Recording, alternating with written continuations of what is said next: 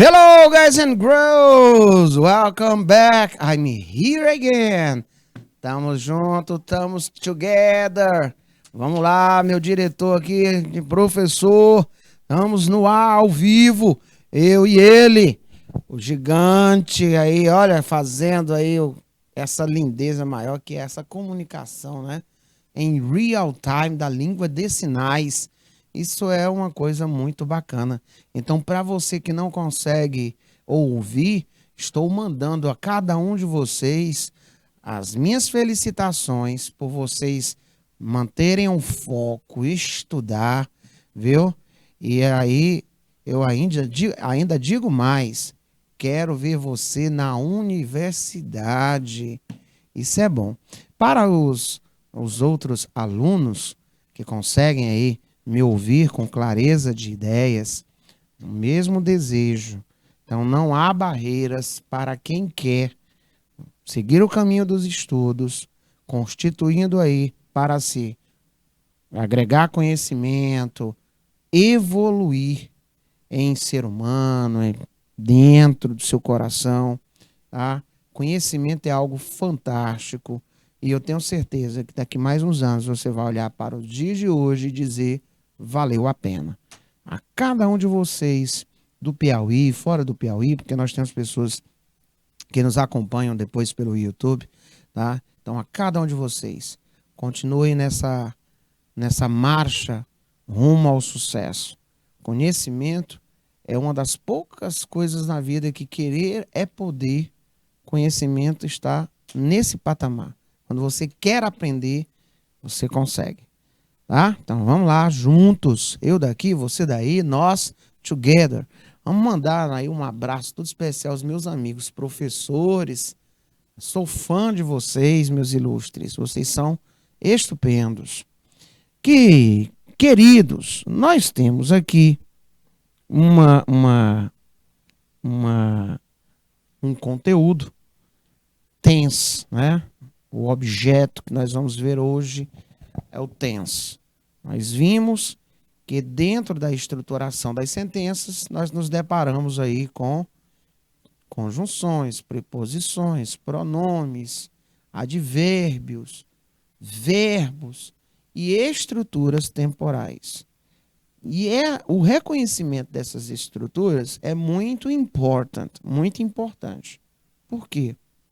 Ora, no inglês nós não temos desinência, então eu preciso conhecer a estrutura e a sua equivalência na língua portuguesa. Tipo, eu sei o que o modal will, né? Ah, eu vou ver aqui um modal will. Muito bem. Ah, eu sei que quando eu acrescento mais um verbo, e esse verbo, né? Verbo base, eu sei que nesse exato momento eu vou estar falando de um simple future. Olha aí a estrutura. Eu sei que esse tempo, essa estrutura, ele vai me indicar uma ação especulativa do futuro. Ele pode me indicar uma promessa. Ele pode falar sobre uma decisão recém-tomada, né? Tomada no momento da fala. Olha aí, no momento da fala, tá? Então, quando isso operaciona-se em textos, seja ele gênero qual for, eu tenho que ter esse conhecimento estrutural, justamente para eu poder trabalhar dentro do que o personagem, do autor do texto se propõe a falar. Então, basicamente, qual é a intenção comunicativa, tá? Então, o primeiro item que eu trago a vocês é o reconhecimento dessa estruturação. Então, qual seria a estrutura presente em Why is he running dead? Né? Why is he running dead? A tradução aí melhor seria por quê, né, ó, por quê, que é o why, ó. Por quê ele, he. Olha o auxiliar. Está, is, correndo, correndo, running. Olha o verbo com ing, papai, daddy. Tá? Por que ele está correndo, papai? Why is he running, dad? Por que ele está correndo, hein, papai? Certo? Então, qual é o tempo verbal predominante na imagem?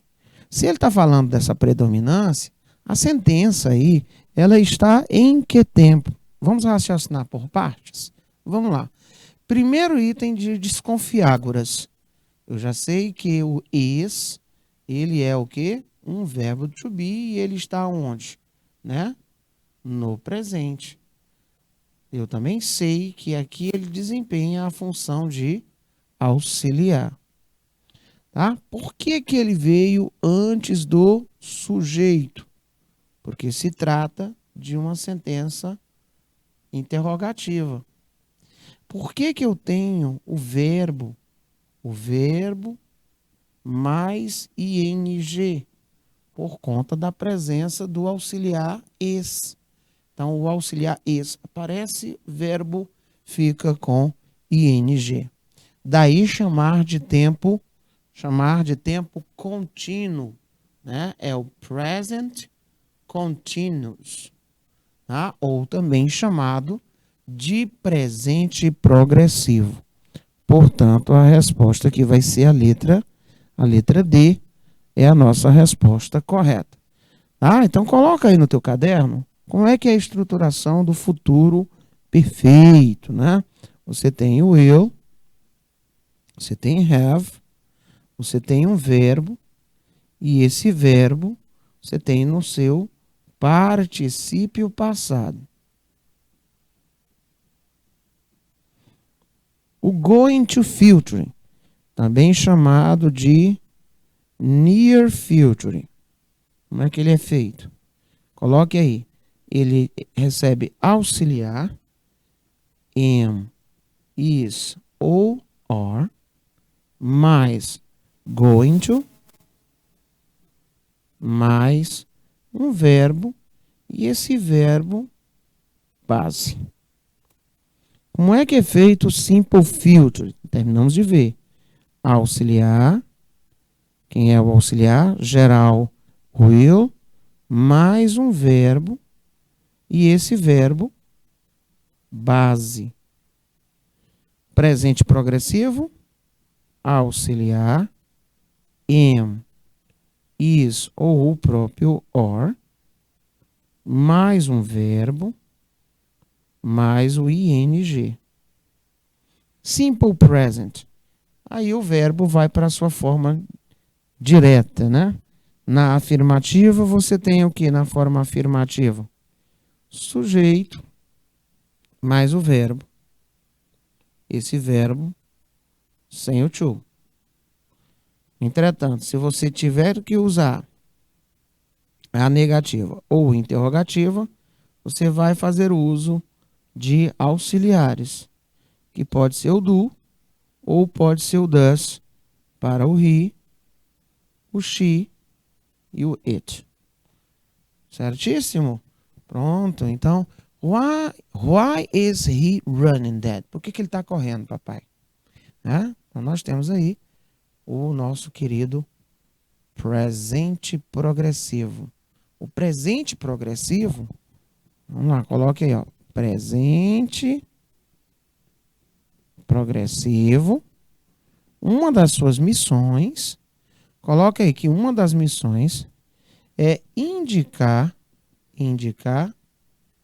que uma ação está acontecendo no momento da fala. Você percebe que o menino, ele está olhando, né, e está perguntando, pai, por que ele está correndo? Né? Essa foi a intenção comunicativa em repassar para nós, leitores, que ele está desempenhando aquela função no momento da fala. She's going to cry. She's going to cry. Ela vai chorar. She's going to cry. Ela vai chorar. Tá? O que ela usou aqui? Abreviaçãozinha, apóstrofo S, equivalendo aí a is. Executando a função de auxiliar. Tá? Is. Por que ela utilizou is? Ele é utilizado para a terceira pessoa do singular. Pode ser nome ou pronome. E a sua forma abreviada é assim. Outro detalhe. Quando esse is apareceu, eu vou utilizar um outro verbo. E esse verbo ele vai receber o ing. Isso se fosse presente progressivo. Tá? Nesse caso, ele fez o uso de outro tempo verbal. Então, ó, auxiliar, colocando aí o going to, mais o verbo base. Chamando a atenção agora para o verbo. O verbo é o verbo to cry, e esse é o verbo, né, chorar. É o verbo chorar.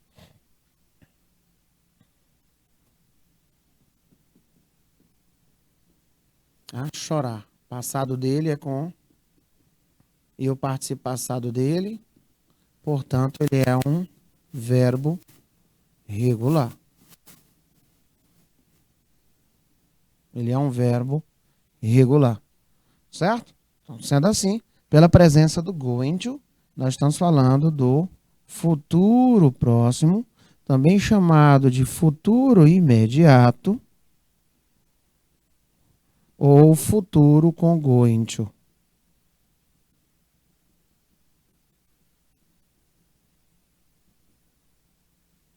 Tá? Futuro próximo, futuro imediato ou futuro com going to.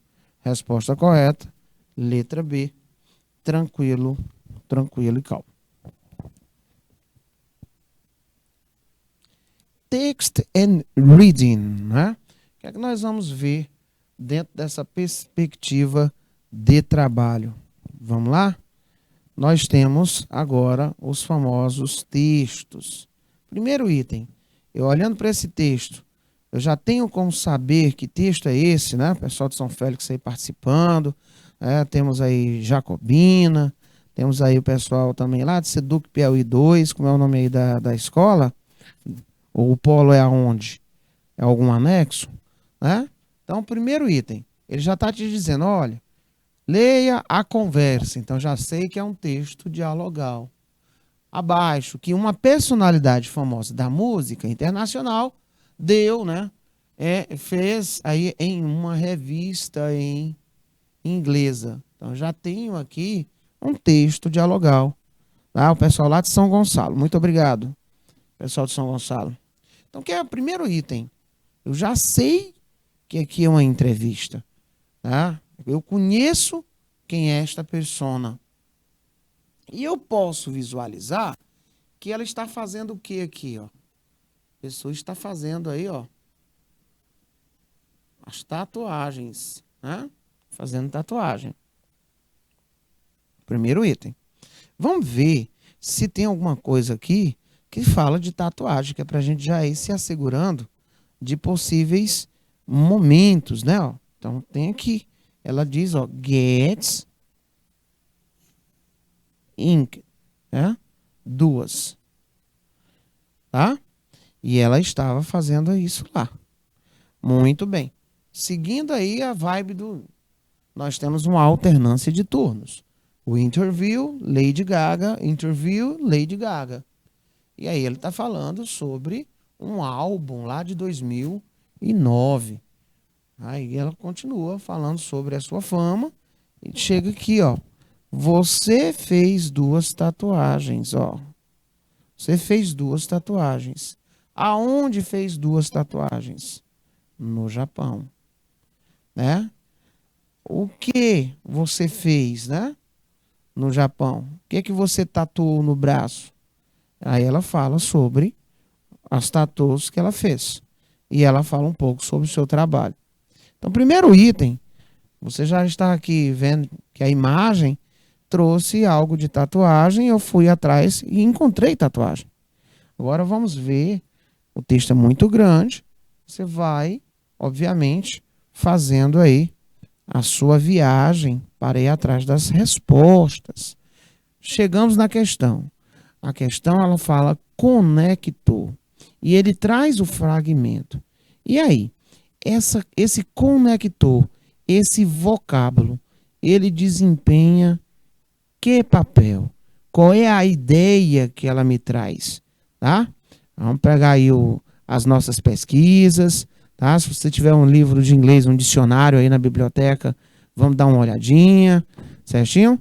Porque aqui é um tipo de conteúdo que você só aprende assim, na prática e pesquisando, principalmente. Não precisa nem você voltar para o texto.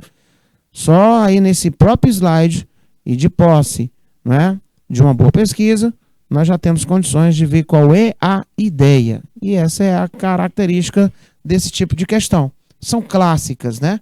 Ele vai me dar o conector, e às vezes ele nem diz o que é o conector, mas ele pede o vocábulo destacado, apresenta a ideia. Qual é a ideia? O que é que ele expressa em termos de ideia? Para tanto, vamos deixar aí 2 minutos na tela, por gentileza.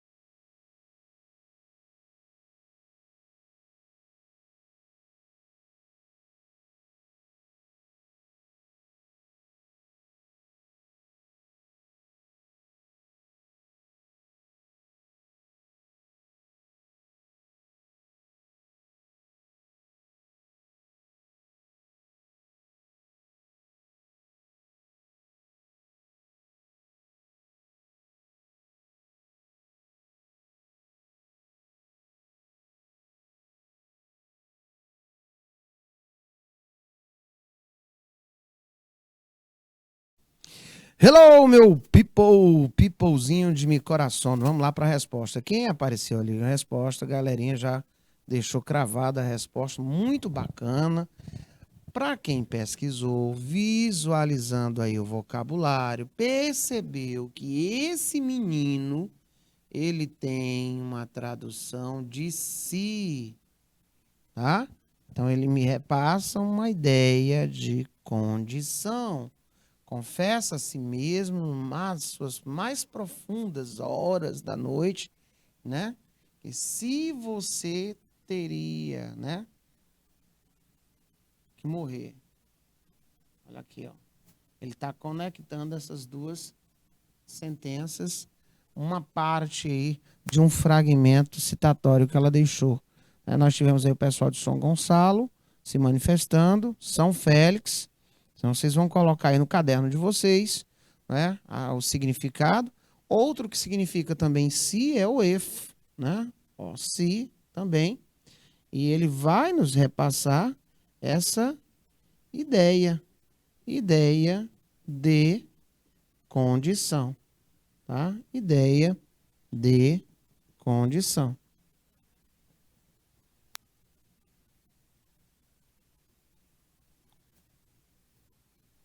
Conectou com sentido condicional, né? Whether, se, condição. Muito bem. Próxima questão, envolvendo ainda a parte. Se você analisar, por que que ficou arm? Vamos lá pela resposta, né? Arm. Por que que a letra E é a correta? Vamos lá. É muito comum em textos informativos termos a presença de inúmeras palavras que possuem uma tradução, não é? Uma tradução e a grafia igual a nossa. Se eu pegar, por exemplo, a palavra chocolate, chocolate, grafia idêntica, chocolate, né? Chocolate. Eu já sei que vai ser chocolate, né? Se você pegar a palavra risco, parecido com o nosso, então você tem inúmeras palavras que têm, né, uma aparência muito gigantesca e a mesma tradução. Então, nós vamos dizer que na linguística, cognato é o termo que representa palavras que têm etimologicamente uma origem comum, são de mesma origem, destacando pares de palavras de duas línguas que têm origem comum, grafias idênticas ou semelhantes, mas que evoluíram de forma diferente, total ou parcialmente quanto ao significado. De acordo com a definição extraída de um sítio da internet, dos vocábulos extraídos do texto dialogal, a única alternativa que não está de acordo. Então, ele falou, né, na linguística, ele também nos traz que as cognatas, também chamadas de palavras transparentes, né, ó, palavras transparentes, são as palavras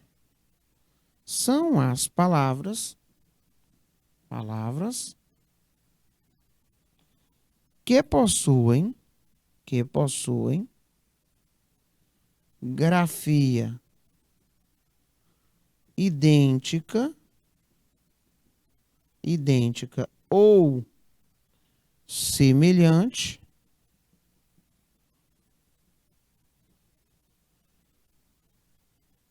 e o mesmo significado no português. E o mesmo significado no português. Então, quando isso acontece, eu chamo de palavras cognatas, palavras transparentes. Aí eu vejo, ó, celebração, comemorações, insano, global. Mas arm não é arma, né? Arm, nós temos, né? Braço, né? Hand, não tem nada a ver, professor. Então, eu tenho aí uma armadilha. Nossa resposta é a letra E, né? Nossa resposta é a letra E. Parabéns aí ao pessoal de São Félix. Tá? Texto narrativo. Também aparece e muito textos narrativos.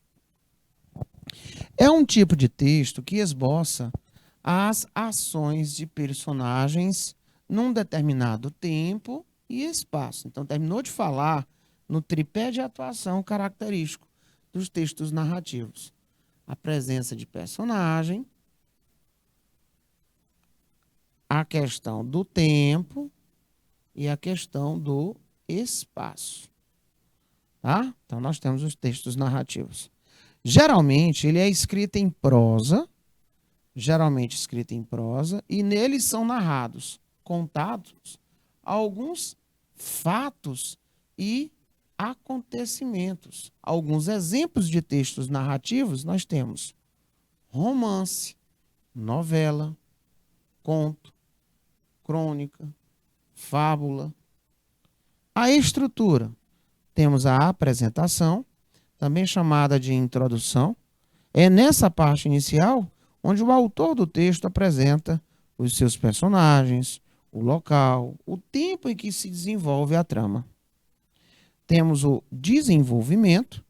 Aqui, grande parte da história é desenvolvida com foco nas ações dos personagens. O clímax, parte do texto desenvolvido da história. O clímax, ele vai dizer o momento mais emocionante da narrativa.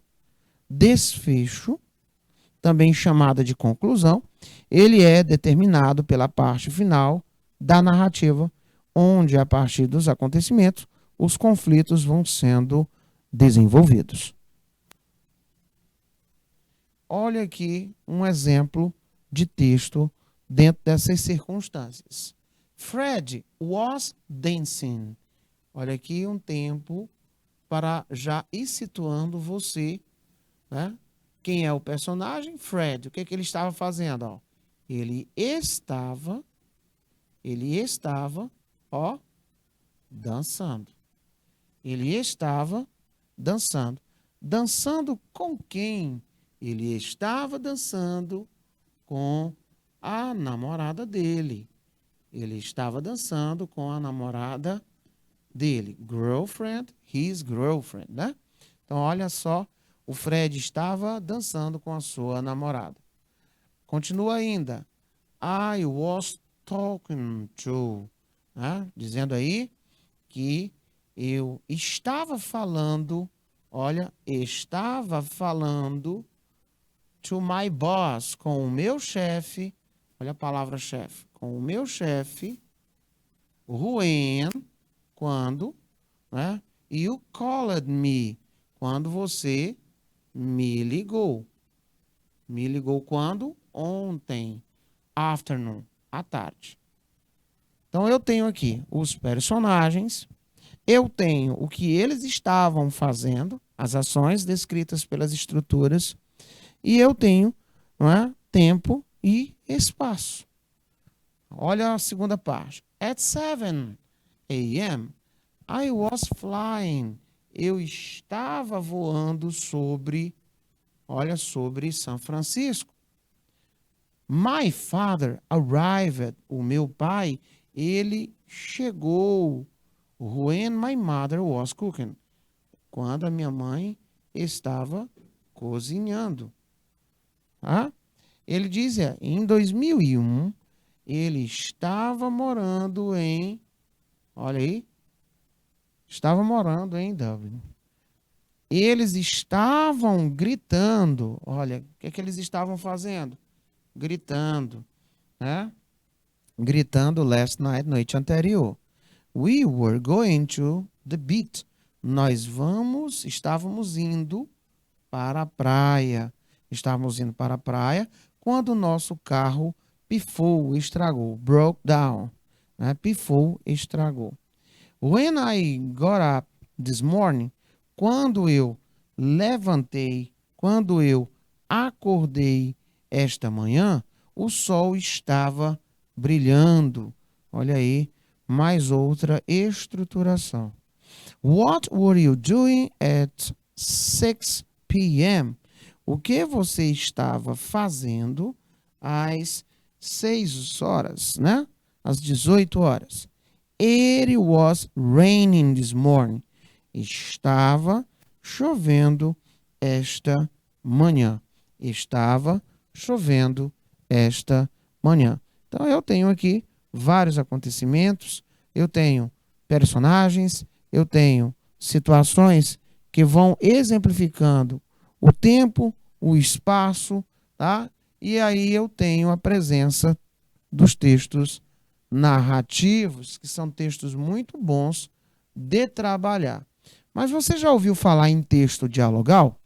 Nós terminamos de ver a presença de textos dialogais, né? Por um exemplo, uma entrevista, uma reportagem, né? Um texto no chat de algum aplicativo, nós podemos ter a presença desses textos dialogais. Então, o texto dialogal, ele vai nos apresentar uma conversa entre, no mínimo, dois locutores. É claro, né? Você vê uma pessoa conversando sozinha, é meio que estranho, né? A diferença dessa tipologia para a narração é que nem sempre há um narrador no texto dialogal. E quando nós temos, a sua função é apenas apresentar o diálogo que ocorrerá em primeira pessoa. Em primeira pessoa. As características: marcas de oralidade, predominam verbos na primeira pessoa do singular, discurso direto, uso de verbos elocutivos e dois pontos para sinalizar o início de uma fala e travessões ou aspas para marcá-las, né? Por um exemplo, eu posso dizer assim, ó, he said, I love her, eu a amo. Olha aí a presença de um discurso direto, né? É uma linguagem mais travada, cada pontuação, e ela é muito também utilizada para esse tipo de situação, tá? Entrevistas, debates, peças de teatro, bate-papo em aplicativos e sites. É por isso que você às vezes está assistindo um jornal e é aí quem está apresentando o jornal diz, olha, Cicrano falou, abre aspas, aí ele pega, repete tudo o que a pessoa falou, né, no discurso direto, fecha aspas, tá? Para dar ainda mais peso, né, na afirmação, utilizando as palavras da própria pessoa. E professor, e tem como eu falar de algo sem utilizar as palavras da pessoa, utilizando as minhas? Sim, é chamado de discurso indireto. Ele é cheio de transformações, né, de tempos verbais, as pontuações somem, tá? Porque você é o autor daquela versão. Então, praticando, olha aí o primeiro acontecimento, né? Não, primeiro acontecimento. Eu tenho que olhar onde eles estão, né? Eu tenho que verificar a estruturação do texto, tá? Eu tenho imagem, eu tenho os cartazes, tá? E eu tenho aí alguma coisa envolvendo a situação de clima. Aqui, ó, clima, tá? E aí eu tenho que visualizar a nossa perguntinha para eu ter uma ideia do que eu vou filtrar. Então, na cena do cartoon acima, esse que nós vimos, percebe-se que questionam a importância do governo durante a pandemia, elogiar as ações implantadas no combate às ações climáticas, sugere que a ação de greve não terá resultados almejados pelo grupo, evidenciar a escassez de materiais a favor da preservação climática, reclamar a favor da atitude do governo em relação à preservação climática. Bom, você consegue distinguir que pela imagem eu não consigo detectar essa ação, mas pelo texto eu consigo verificar, tá? Ela consegue já visualizar numa das manifestantes, né, que elas estão recorrendo ao governo para que o mesmo guerra, declare guerra à mudança climática, à mudança climática, né? E ele diz que I'm sure that it will work just like the war, né? Ele diz que acredita que essa vai apenas funcionar com relação às drogas e à questão, não é, da situação das pessoas em termos financeiros, tá? Então, por conta disso, nós temos aí como resposta correta a letra C de carambola. Sugere que a ação de greve não terá resultados almejados pelo grupo. Isso, pois, ele diz que declarar guerra só nesses outros dois itens, não contra a questão, né, climática e a manifestação deles.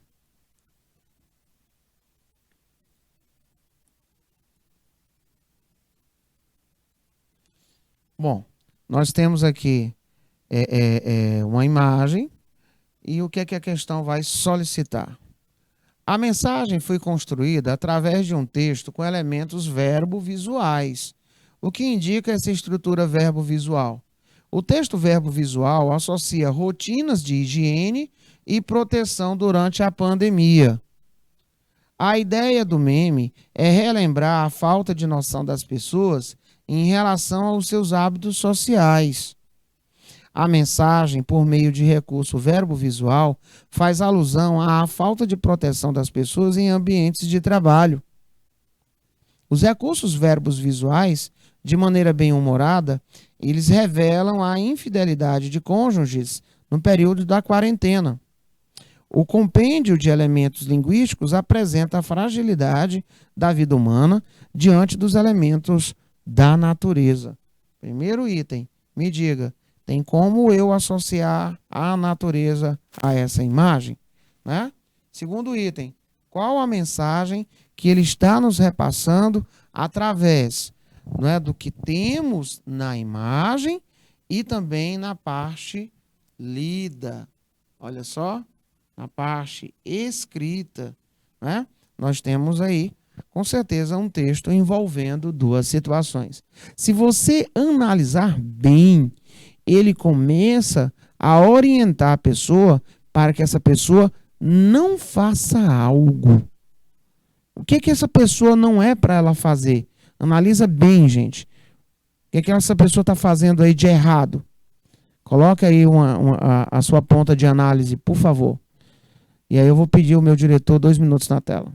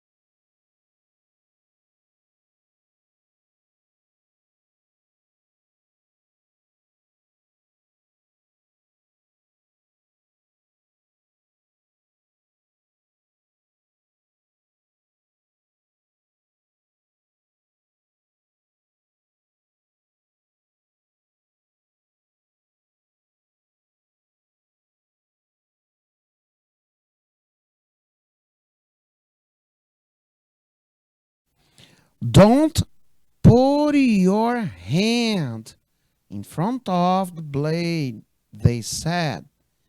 Se você analisar, olha o que o cara está fazendo. Ele está utilizando esse equipamento e olha a mãozinha dele e olha para onde o equipamento está indo. Então, primeiro item, nós estaremos aqui perante a uma possível tragédia, um acidente no trabalho. Então, eles dizem assim, ó, não coloque a sua mão, não coloque a sua mão na frente da lâmina. Eles disseram, eles falaram. Né? Eles disseram, eles falaram. Né? Aí ele diz, ó, fiz isso antes dele dizer, dele falar.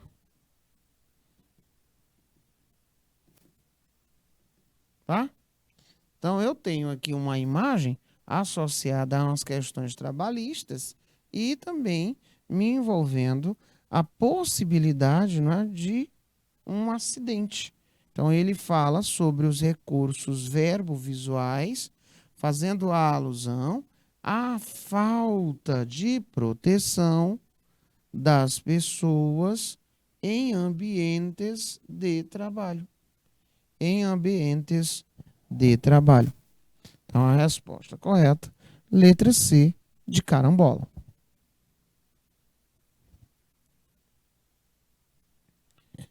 No trecho, we like to go to the beach during the week. Né? Qual o tempo verbal predominante? Qual o tempo verbal predominante? Então, qual o tempo verbal predominante? Ora, quando ele falou em tempo verbal predominante, tá? Ele quer saber do reconhecimento da estrutura. Então, você tem um sujeito, que é quem? O I, mais o verbo, que é quem? O like. O restante, gente, é chamado de complemento. Essa estrutura, ela está na sua forma afirmativa. Forma afirmativa. Isso acontece no presente e no passado. Tá? No presente e no passado. Bom, se fosse para falarmos do presente perfeito, já seria outra estrutura, do futuro imediato. Então, a resposta correta, letra A. Na qualidade de forma afirmativa, o verbo deveria ficar assim, ó, terminado em ED, se nós estivéssemos falando aqui do passado. Pois, a partir da forma negativa e da forma interrogativa, você passa a usar auxiliar. E o auxiliar aqui vai ser, no caso, o did, para todas as pessoas. Certo? Se fôssemos falar de presente perfeito, ele iria ter auxiliares, have, ou terceira pessoa has, mais um verbo, e esse verbo estaria aí no que chamamos de particípio passado. Tá? No particípio. Se fôssemos falar de futuro simples, também teríamos um auxiliar, esse auxiliar will, para todo mundo, mais um verbo, e esse verbo na sua forma base. Se fôssemos falar de futuro imediato, nós iríamos aplicar o auxiliar, que pode ser am, is ou o próprio or, mais o going to, mais um verbo. E esse verbo na sua forma base. Tá? Um going to. São as estruturas. Outra forma que vocês vão ser sempre convidados a estar relembrando é o que é que essas estruturas têm de singularidade na língua portuguesa. O que é que eles fazem com o nosso idioma, né? Principalmente nas provas de competência diária número 2, habilidade aí 7, habilidade 6, tá? Eles sempre vão estar se questionando, porque as questões elas vão estar em português. Então, tem que estar sempre relembrando. Bom, o not we like to work with you. Qual o tempo verbal empregado e qual a sua função comunicativa? Tá? Qual o tempo verbal que foi empregado e qual é a função comunicativa? Ou seja, ele é utilizado para o quê? Ele serve para quê? Né? No slide anterior, nós vimos o presente simples. O presente simples, ele é usado, né, para falar de um fato, um factoide de ações habituais, né? De verdade universal, certo? De verdade universal. Então, quando eu observo a frase no presente, eu já sei que ela vai estar trabalhando com essa visão. Então, e agora? Eu vou atrás de quem? Professor, já localizei aqui o verbo like, que é o verbo gostar de. É o verbo curtir. Tá? Eu já sei que o outro aqui, ó, to work with you, quer dizer trabalhar com você. Trabalhar com você. Certo? Pronto. Então, nós vamos agora verificar o porquê que utilizou esse would. Ele foi utilizado com que intenção? Primeiro, gente, quando ele aparece, ele vai ter aquela terminação ria, né? Ó, ria. Então, eu vou dizer assim, ó, I would study. Aí você vai dizer estudaria, tá? Estudaria. Você consegue já observar que ele não tem nada a ver com presente contínuo. Presente contínuo, você tem am, is, or, mais o verbo, mais ing. Tá? Passado simples. Auxiliar de passado simples para a forma negativa e interrogativa vai ser quem? O did. Condicional para expressar formalidade e polidez. Tá? Nós não gostaríamos de trabalhar com vocês, nós não gostaríamos de trabalhar com vocês, tá? Futuro imediato. Futuro imediato. O futuro imediato, ó, am, is ou o próprio or. Depois você usa o going to. Depois um verbo. Planejada para o futuro. De fato, ele é utilizado para essas ações planejadas para o futuro, mas não tem essa estrutura lá. Um verbo modal. Gente, verbos modais, eu tenho o can, could, may, o might, tá? Você tem o should, você tem o must e etc.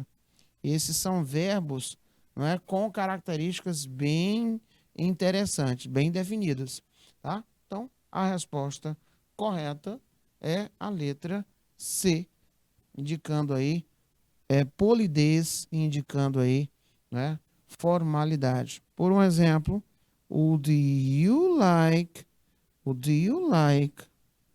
some coffee? Would you like some coffee? Você gostaria de um pouquinho de café? O do you like some coffee? Você gostaria de um pouquinho de café? Né, ó, você gostaria, olha a terminação ria, é por conta disso aqui, ó, de um pouco de café, tá?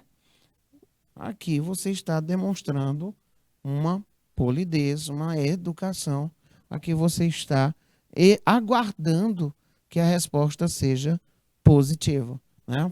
Principalmente quando você aplica o would e o some em uma frase interrogativa. Nós vimos em aulas anteriores que o some, como regramento geral, ele vem em sentenças afirmativas, né? Não em interrogativas, que é um caso especial, né? Quando tem uma sentença interrogativa, é porque ele vai estar realmente, né, querendo uma resposta positiva.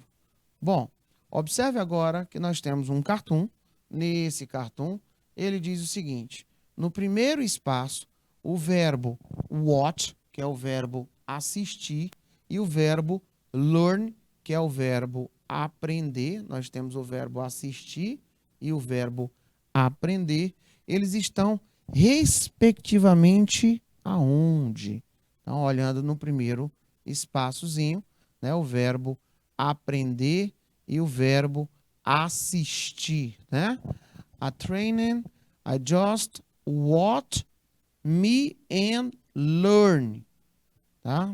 Você tem apenas que me ver, me assistir e também, ó, me ver, me assistir e também aprender, tá? Nesse primeiro balãozinho aí. Ora, quando você tem uma situação dessa, iniciando o verbo sem nenhum sujeito por perto, gente, você vai estar no modo imperativo. É quando a gente diz assim, ó, pay attention, preste atenção, pay attention, ó, prestem atenção. Alright? E that's over, baby. Acabou, meus ilustres. Na segunda-feira tem muito mais para nós aqui da segunda série. Eu te vejo ansiosamente, já te aguardo na próxima semana. Bye, bye.